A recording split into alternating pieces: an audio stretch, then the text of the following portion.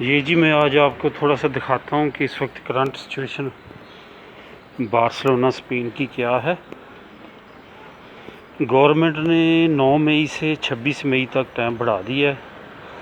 अभी 26 मई तक जो है वो टोटल लॉकडाउन है, सब कुछ बंद है। लोग चल फिर रहे हैं, लेकिन वही ज़रूरियात ज़िंदगी की चीज़ें जो हैं वो उसके लिए सिर्फ़ और सिर्फ खुला है। मैं भी फार्मेसी पे कि मेडिसिन पैरासीटामोल वगैरह लेने के लिए जा रहा हूँ और सोचा आपको थोड़ा सा बार्सिलोना की करंट सिचुएशन के बारे में दिखा दूँ। बार्सिलोना इस वक्त जो है वो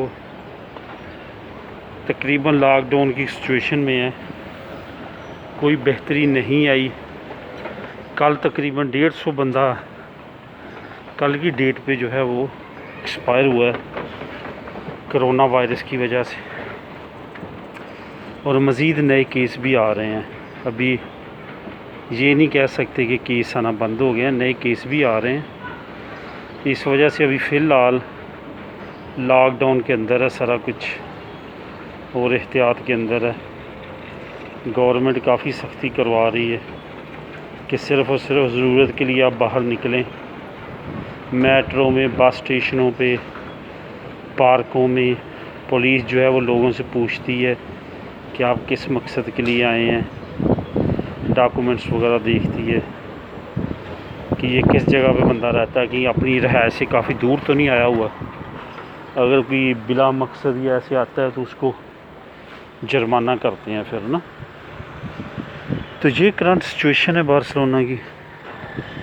तो देखें कितनी देर तक ये चलता है। टोटल हर सिस्टम बंद है, सब कुछ बंद हुआ है।